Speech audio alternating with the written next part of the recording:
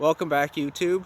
So we did some modifications to the swale, and we're gonna actually fill her up and see where the water level is and then make some adjustments. So today should be a lot of fun. Stick around. Okay, so we widened the swale quite a bit and we cleaned out the leaves down in this swale here. This here was an area where I just dumped a bunch of bags of leaves. So I actually cleared those out. And then I extended the swale very slightly, so I know I have lots of room over this path. If you saw the last video, I was mentioning how water will bypass the swale down this path. So it's a very tiny berm. It doesn't have to be very big. The berm height is just a little bit lower than the rest of the berm over here. So this will act as an overflow before that acts as an overflow.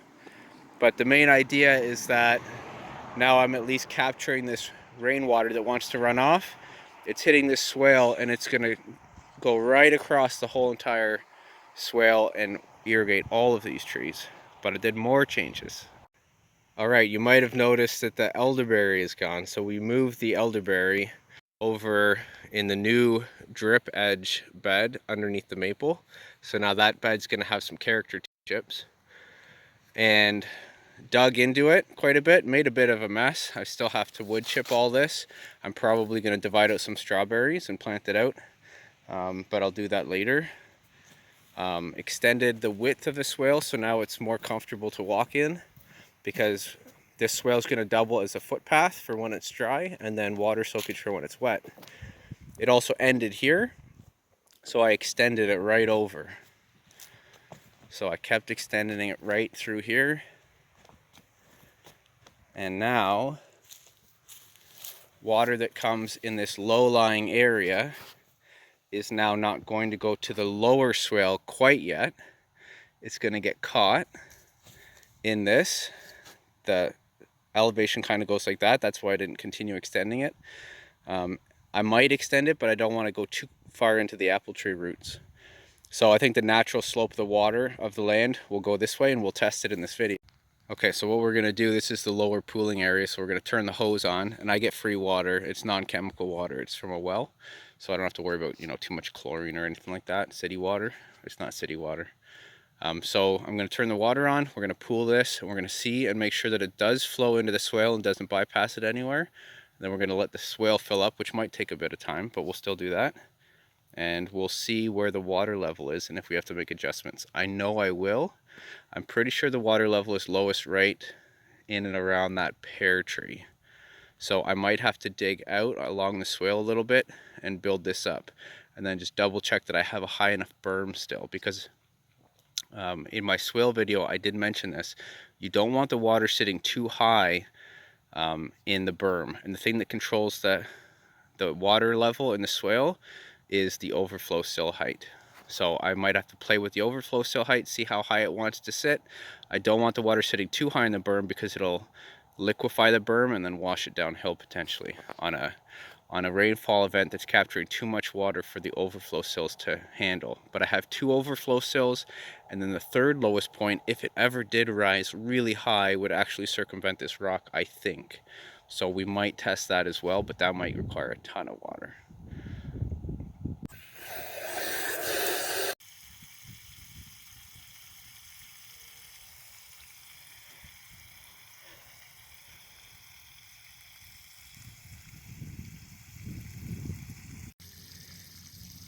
Okay, so I kind of confirmed what I was expecting. We have a small, very slow flow of water.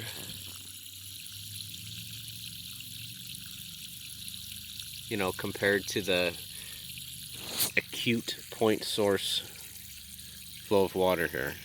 But a very slow flow of water on very small downgrade, coming down this way and straight into the swale. So now we're starting to fill the swale. Okay, so what happened next is I started to do some quick calculations on how long it would take to fill the swale. Also knowing that I'm on very sandy, gravelly soil up there, and it would have taken like 48 hours plus just to fill the swale. So what I actually did was stop the video there, waited for a big rainstorm, which happened this morning. So I'm going to continue the video now. All right, what's up, YouTube? Been a busy day. It was a huge rainstorm, so I wanted to get out and take a look at the swale. I made a bunch of adjustments, so stick around and we'll talk about them. Okay, so we got a bit of a respite from the rain. This swale here had filled right up, but it had only filled to about this spot here. I had kind of dug it so that it would eventually fill the rest of the swale, but actually the way that the grade was, I couldn't cut back into these trees, so I had to go around them. Unfortunately, it goes downhill a little more than I thought it did. So this part was filling before anything else, which isn't a huge deal, but the problem is that the trees I really want to feed are way at the back far side of this swale. So I made some adjustments. Let's go show you them.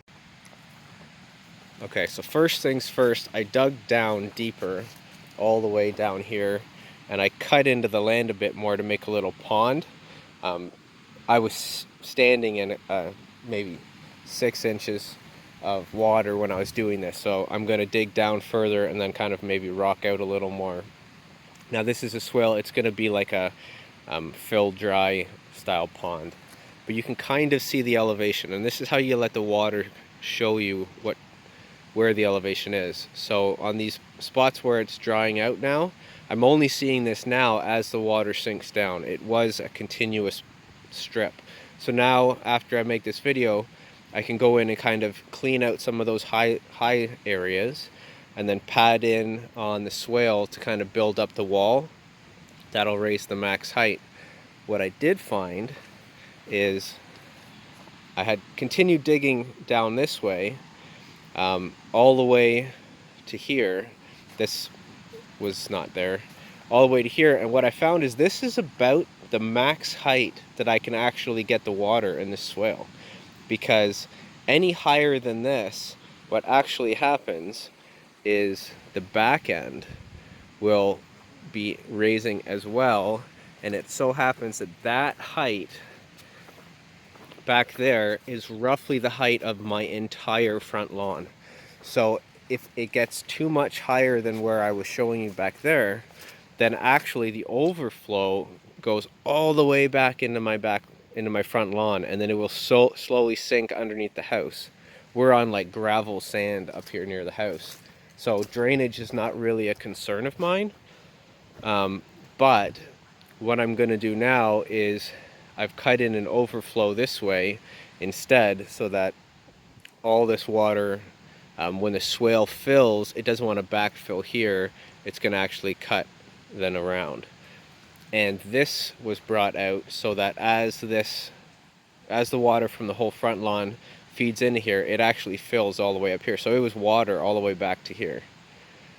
So that'll fill up with water, and then if it gets any higher, instead of trying to backfill my whole entire lawn, it then circumvents and comes down here.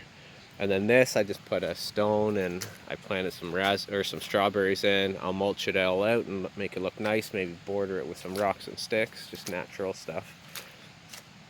But this swale now continues on further into this lower pond.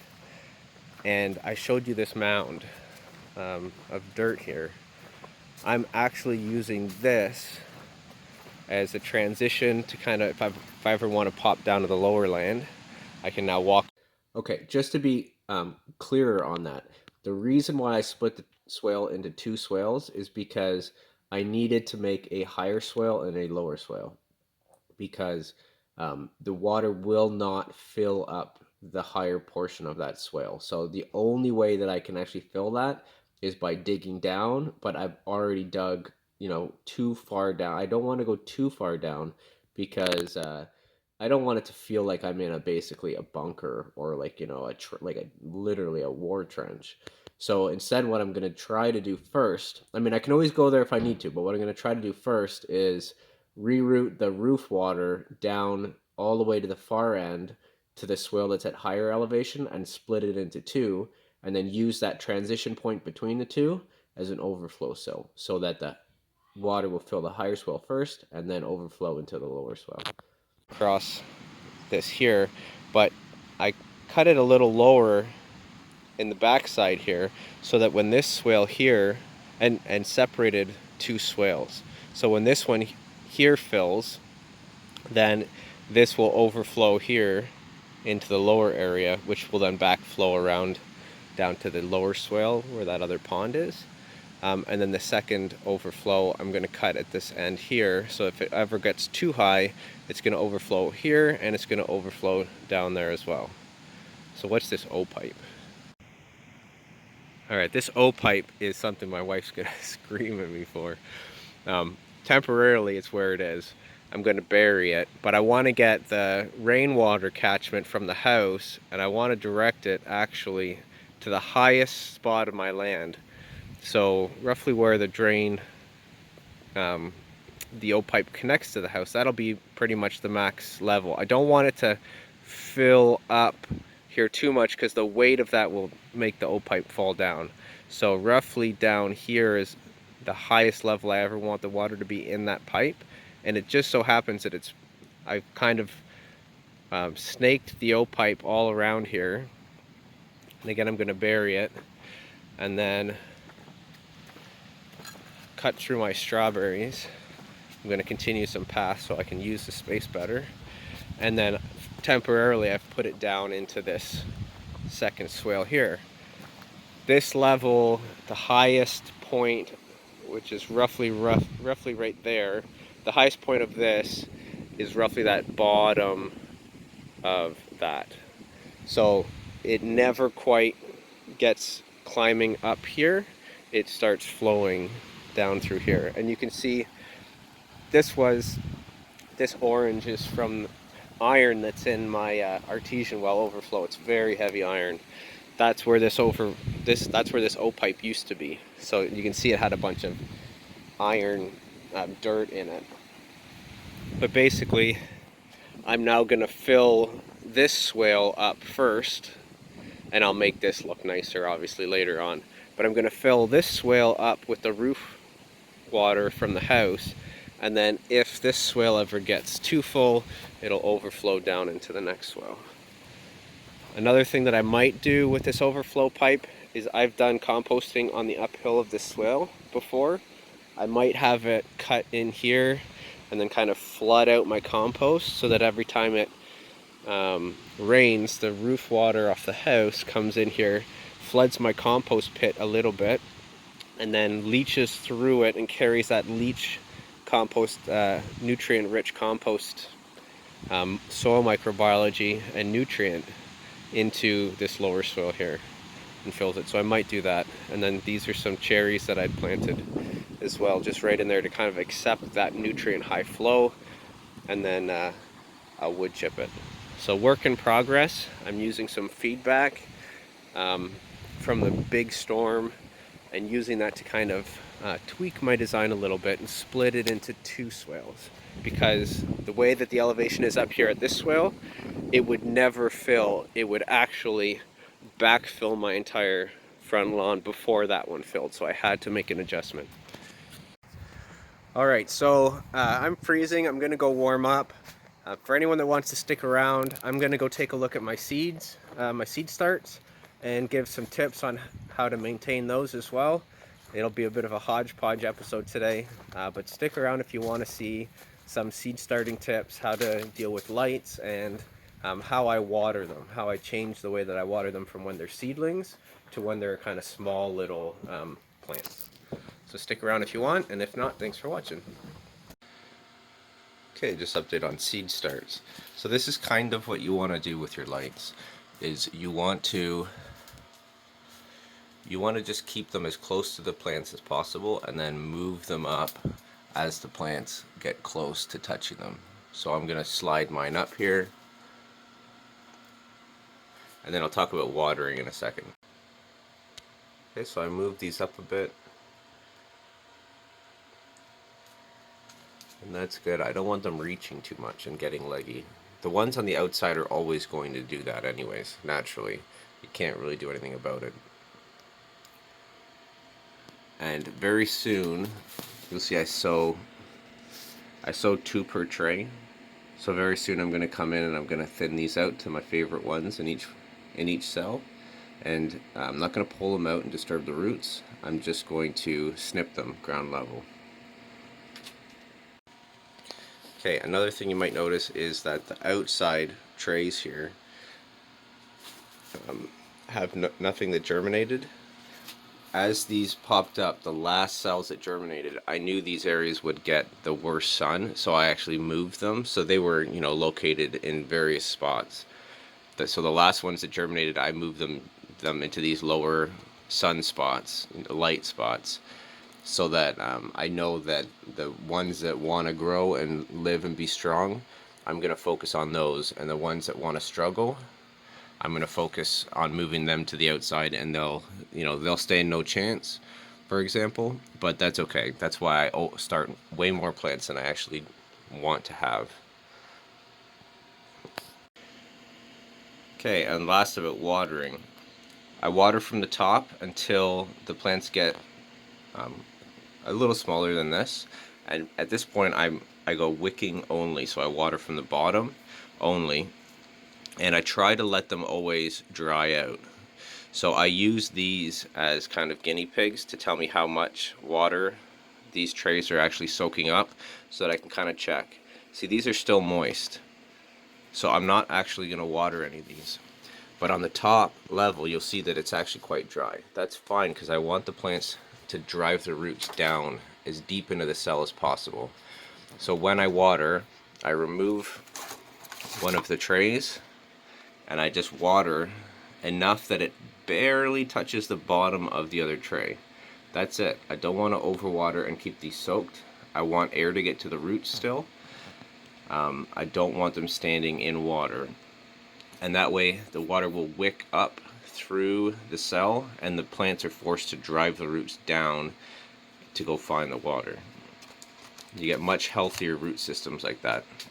Now fairly soon I'm also going to be potting these up, so I'll probably combine that with when I cut out the ones that I don't want, and I'll pot these into something bigger.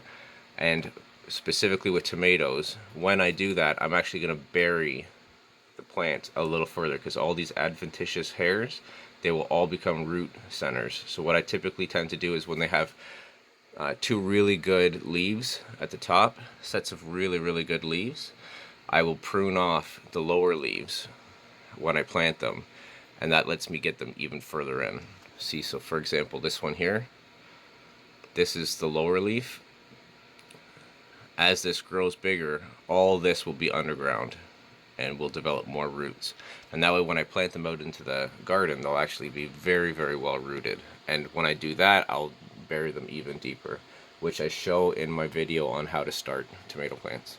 Anyways, that's just an update on my seed starts, how to constantly adjust your lights to keep them as low as possible to the plants without burning them. And when you're watering as well, to water from the top at the beginning, but then you want to move towards underground watering to keep mold issues from killing your plants. And then also you want to be looking at plant response.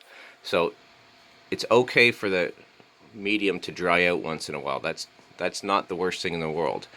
You want to look for signs of curling up, wilting. I'm seeing a little bit here maybe, but not really. So I'm going to monitor these, and they'll probably get water this afternoon. But I don't want to water before they need it. So I'm going to wait for some little small sign that they actually need water. Okay, that's it. Thanks for watching. I'll leave you with some footage that my son took on the weekend with the drone, and I'll see you next time. And for the next couple weeks, look forward to construction resuming on the pond and massive changes as they go. We're about 2 to 3 weeks out from this project being finished, and it's going to be super exciting. Great videos coming up. It's going to be awesome.